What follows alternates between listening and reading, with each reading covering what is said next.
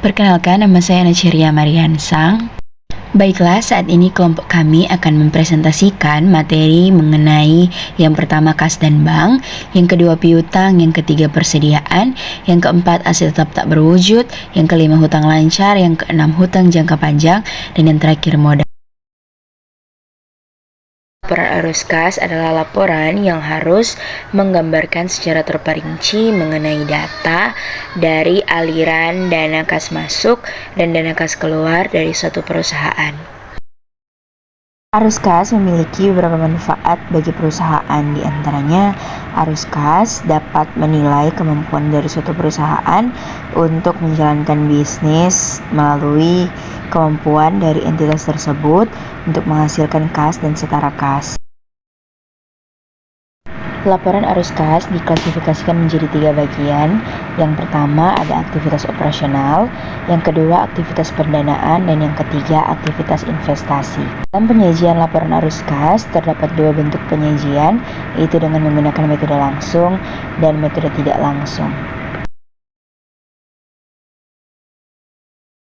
Kas kecil adalah dana yang dikeluarkan oleh perusahaan dengan jumlah yang relatif kecil. Biasanya nominal yang dikeluarkan itu di bawah dari 1 juta.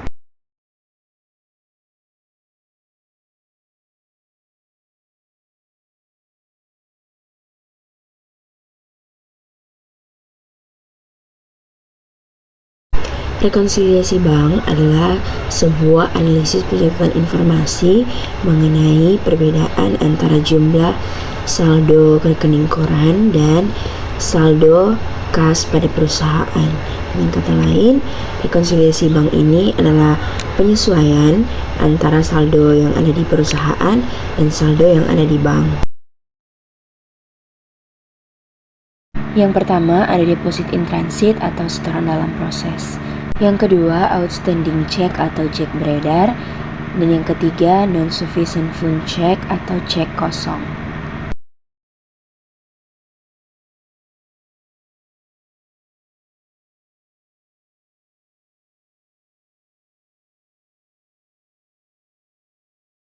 Piutang adalah hak milik kita yang masih ada di tangan orang atau pihak lain, baik berupa uang atau penjualan yang belum dibayar lunas.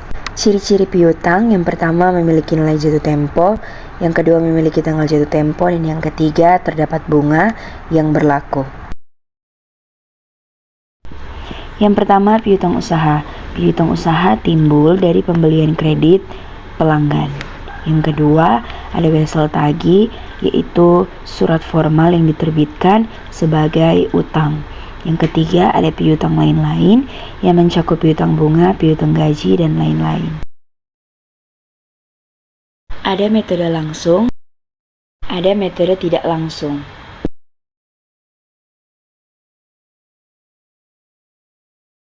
Piutang wesel.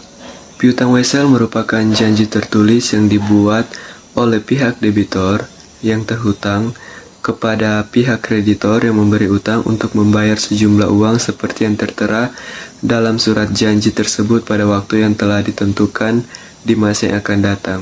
Jangka waktu piutang wesel pada umumnya paling sedikit 60 hari.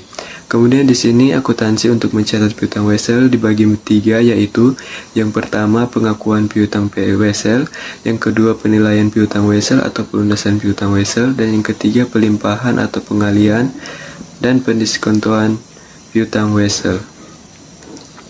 Piutang wesel timbul karena adanya yang pertama penjual kredit, yang kedua pemberian pinjaman, yang ketiga perubahan dari piutang menjadi piutang wesel. Nah, untuk penjual kredit, jurnal piutang wesel pada penjualan, kalau untuk pemberian pinjaman piutang wesel pada kas, dan yang terakhir piutang wesel pada piutang usaha. Kemudian di sini di bagian B ada mendiskontokan wesel. Mendiskontokan wesel adalah meminjam uang ke bank dengan menggunakan wesel sebagai jaminan. Bank akan memberikan pinjaman tetapi dikurangi dengan bunga yang diperhitungkan. Dengan selama jangka waktu diskonto, bunga yang diperhitungkan ini disebut juga diskonto. Berikut ini contoh akuntansi untuk piutang wesel yang meliputi 3 transaksi, yaitu pada saat diakui, penilaian piutang wesel, dan pada saat piutang wesel didiskontokan. Yang dilihat dari 3 sudut pandang, yaitu perusahaan yang mempunyai piutang, perusahaan yang berutang, dan bank tempat piutang wesel didiskontokan. Kita masuk ke dalam materi yang kedua, yaitu persediaan.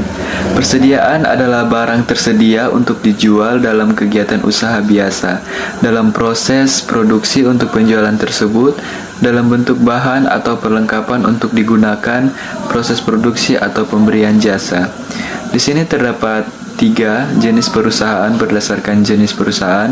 Yang pertama ada perusahaan jasa, di mana barang yang habis terpakai, supplies, perlengkapan kantor, termasuk dalam perusahaan jasa. Kemudian perusahaan dagang, berupa barang yang dibeli dengan tujuan untuk dijual.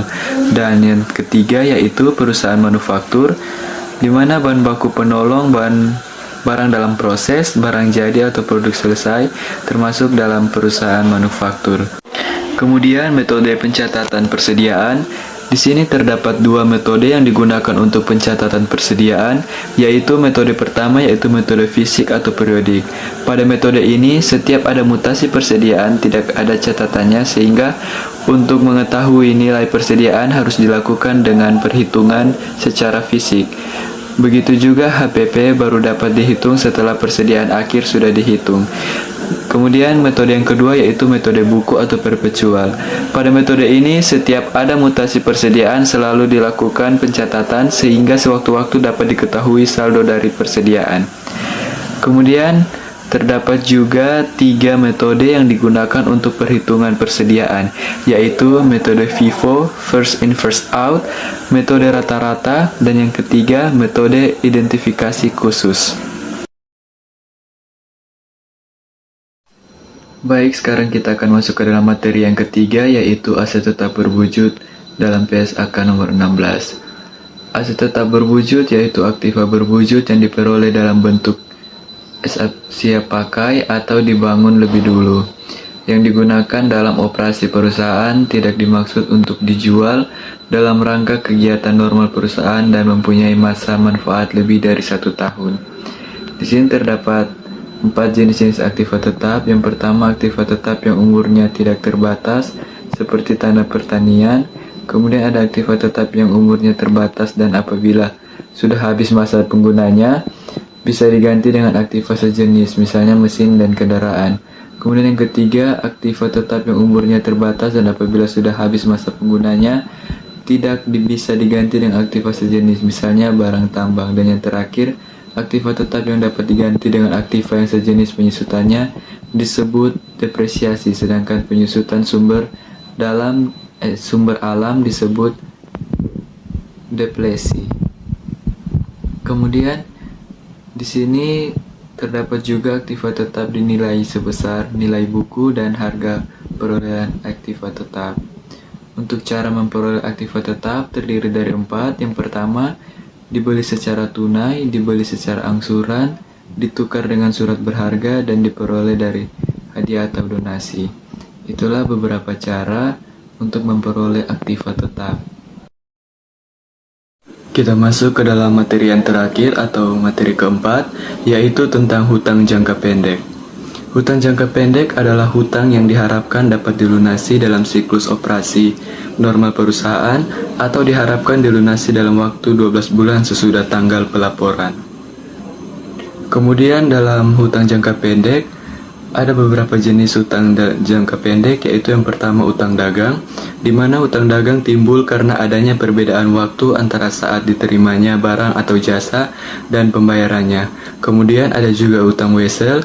Piutang wesel biasanya timbul karena terjadi transaksi penjualan secara kredit, pemberian pinjam uang, perubahan piutang dagang menjadi piutang wesel.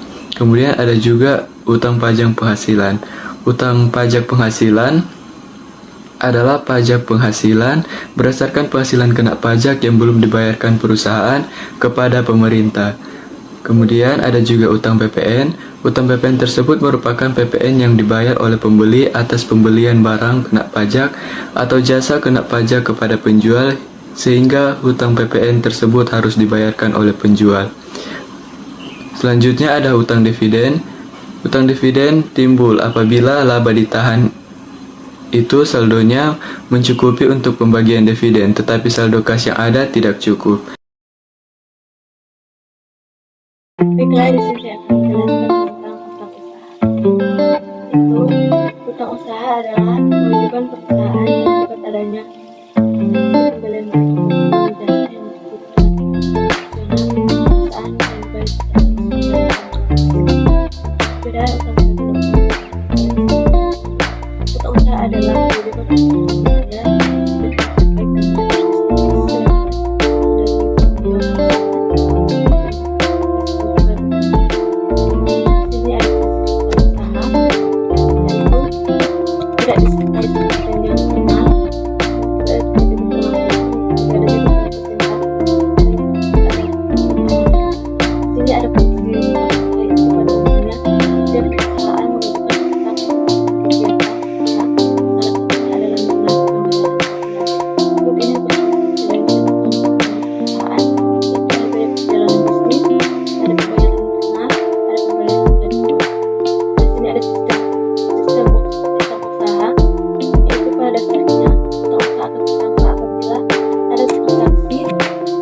tidak dicatat dalam laporan kas perusahaan dan ada pembagian tinjauan dan gajian dan ada tips untuk pengelolaan utang usaha. Penting bagi Anda untuk memiliki dan tips untuk mengelola utang perusahaan. Hal tersebut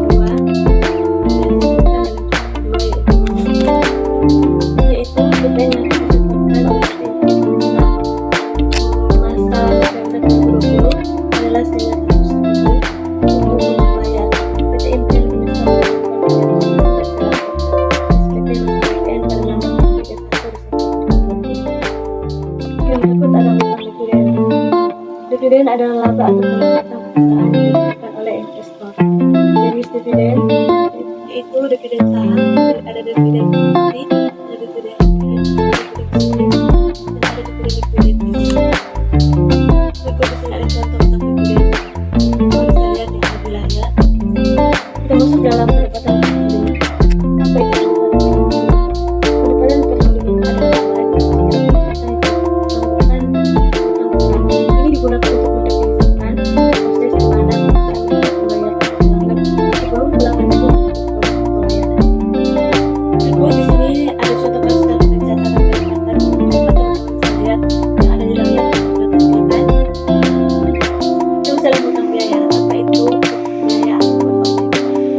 Biaya utang atau disebut sebagai utang kredit adalah sejumlah biaya untuk kewajiban yang harus dibayar oleh perusahaan utang yang dimilikinya seperti utang maupun obligasi perusahaan. Di sini ada contoh yang bisa lihat yang ada di layar. Apabila Anda memiliki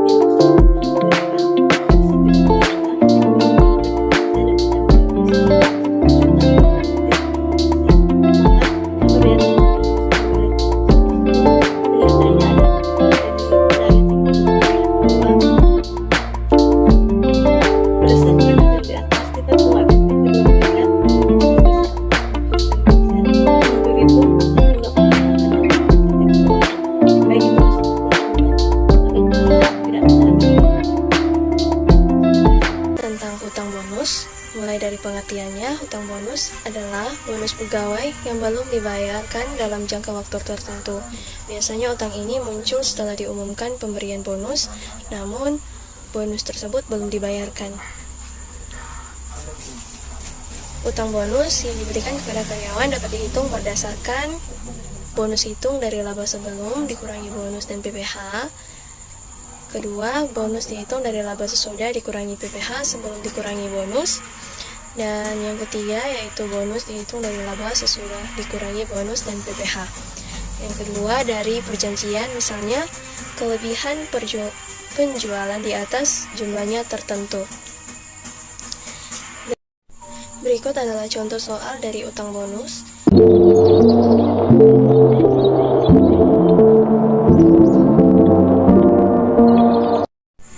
Yang kedua yaitu hutang hadiah. Pengertian dari hutang hadiah adalah utang hadiah sebagai salah satu jenis utang jangka pendek adalah sejumlah uang yang harus dibayarkan perusahaan saat perusahaan tersebut menyebarkan kupon hadiah. Artinya, setiap penjualan sebuah perusahaan sudah memiliki janji untuk memberikan hadiah. Hutang hadiah muncul pada akhir periode atau pada satu siklus akuntansi sama dengan 1 tahun, karena memungkinkan ada konsumen yang belum menukarkan kuponnya. Berikut contoh soal dari hutang hadiah.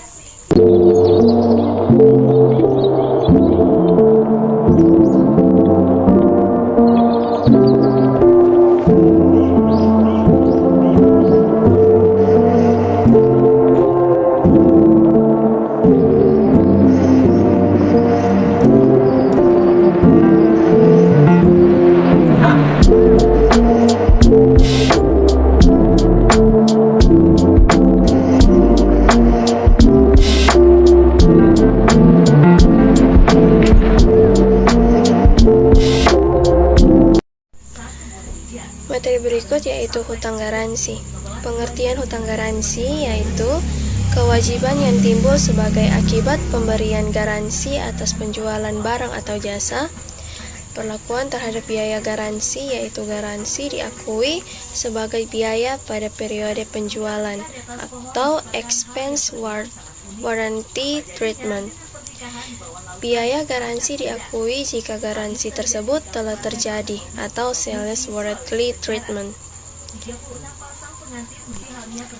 Contohnya yaitu contoh expense warranty treatment yaitu penjualan tahun 2007 yaitu penyesuaiannya pada tanggal 31 Desember 2007. Biaya garansi sebesar 2 juta di debit dan utang garansi sebesar 2 juta di kredit. Perhitungan utang garansi yaitu taksiran biaya garansi 2007 yaitu sebesar 50% dikali 100 dikali 200.000 sama dengan 10 juta. Biaya garansi tahun 2005 sama dengan 8 juta. Utang garansi sama dengan 2 juta. Dan berikut adalah contoh soal dari utang garansi.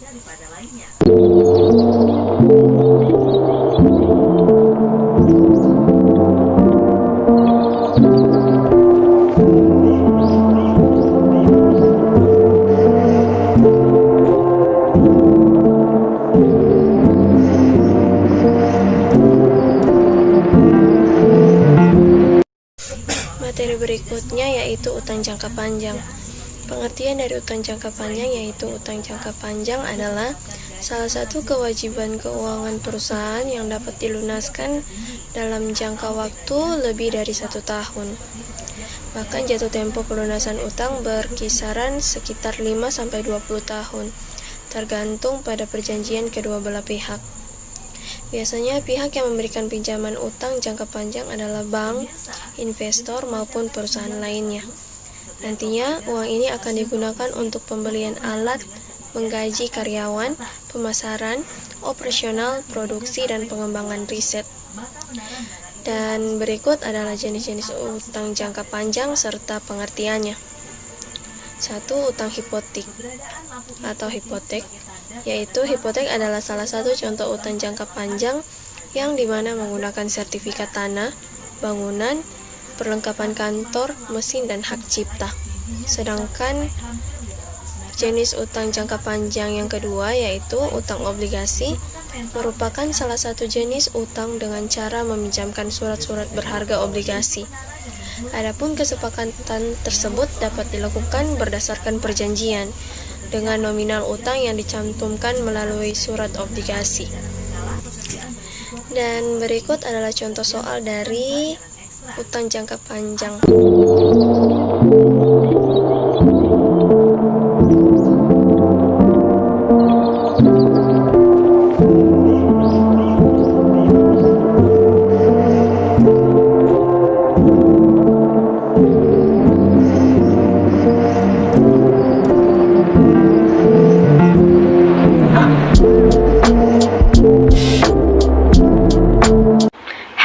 Perkenalkan, nama saya Mentari Waas dari kelas akuntansi keuangan 5C. Pada saat ini saya akan membahas tugas lab akuntansi keuangan dari kelompok 4. Pada saat ini saya akan membahas materi mengenai hutang obligasi. Obligasi adalah surat utang. Obligasi adalah jenis utang jangka panjang yang diterbitkan oleh perusahaan atau pemerintah dengan nilai nominal dan waktu jatuh tempo tertentu. Utang jangka panjang adalah salah satu kewajiban keuangan perusahaan yang dapat dilunaskan dalam jangka waktu lebih dari 1 tahun. Bahkan, jatuh tempo pelunasan utang itu berkisar 5-20 tahun, tergantung pada perjanjian kedua belah pihak. Oleh karena itu, di dalam obligasi biasanya berisi janji dari pihak yang menerbitkan efek untuk membayar imbalan berupa bunga pada periode waktu tertentu dan melunasi pokok utang pada akhir waktu yang sudah ditentukan. Dan pada saat ini saya akan membahas materi yang kedua yaitu mengenai modal saham. Modal saham adalah tanda bukti pengembalian bagian atau peserta dalam suatu PT bagi suatu perusahaan yang bersangkutan yang diterima dari hasil penjualan sahamnya dan tetap tertanam di dalam perusahaan tersebut selama hidupnya, meskipun pemegang saham itu sendiri bukanlah merupakan penanam yang permanen. Berikut ini 3 metode dalam modal saham. Yang pertama yaitu harga pokok atau disebut dengan cost method. Yang kedua yaitu pemilikan atau disebut dengan equity method. Yang ketiga yaitu equity method, dan dibuat laporan keuangan yang dikonsolidasikan untuk kedua perusahaan. Dan pada saat ini saya akan membahas materi yang ketiga yaitu treasury stock. Treasury stock adalah saham yang dihentikan peredarannya untuk sementara waktu, atau disebut dengan perusahaan membeli kembali. Selisih jumlah yang dibayarkan pada saat perolehan kembali dengan jumlah yang diterima pada saat pengeluaran tidak diakui sebagai laba atau rugi, tetapi dicatat di dalam rekening laba ditahan. Alasan kenapa suatu emiten melakukan saham treasury atau pembelian kembali saham yang beredar, yaitu yang pertama, menjualnya kembali ke pegawai perusahaan. Yang kedua yaitu mendorong harga saham. Yang ketiga membagikannya sebagai dividen. Yang keempat yaitu menukar surat-surat berharga yang dimiliki oleh perusahaan lain. Berikut ini ada dua metode cara pencatatan terhadap transaksi treasury stock, yaitu yang pertama adalah mendebit rekening modal saham. Yang kedua itu mendebit rekening pembelian kembali saham beredar dan saldonya dilaporkan mengurangi modal saham beredar dalam neraca. Kita masuk pada materi yang keempat, yaitu laba ditahan. Laba ditahan atau disebut retained earnings adalah jenis laba hasil penjualan barang dan jasa yang kemudian dibagikan sehingga juga menjadi tambahan bagi para pemegang saham. Laba ditahan adalah jumlah nominal uang yang dapat dipakai untuk membagikan dividen. Laba ditahan ini umumnya dipengaruhi oleh jenis-jenis transaksi seperti yang pertama yaitu pembagian dividen, yang kedua yaitu laba atau rugi bersih penjualan, yang ketiga yaitu koreksi pembukuan dari laporan laba rugi periode sebelumnya. Berikut ini manfaat laporan menghitung laba ditahan dalam proses akuntansi, yaitu untuk membiayai operasional perusahaan dalam pencapaian laba yang lebih maksimal. Yang kedua yaitu untuk melunasi utang yang ada, dan yang ketiga yaitu sebagai cadangan dana untuk kebutuhan investasi perusahaan, dan keempat yaitu untuk perkembangan perusahaan di masa yang akan datang. Dan kita masuk pada materi yang terakhir, yaitu dividen saham. Dividen saham adalah merupakan pembayaran dividen yang dilakukan dalam bentuk pembayaran saham, bukan dengan pembayaran uang tunai.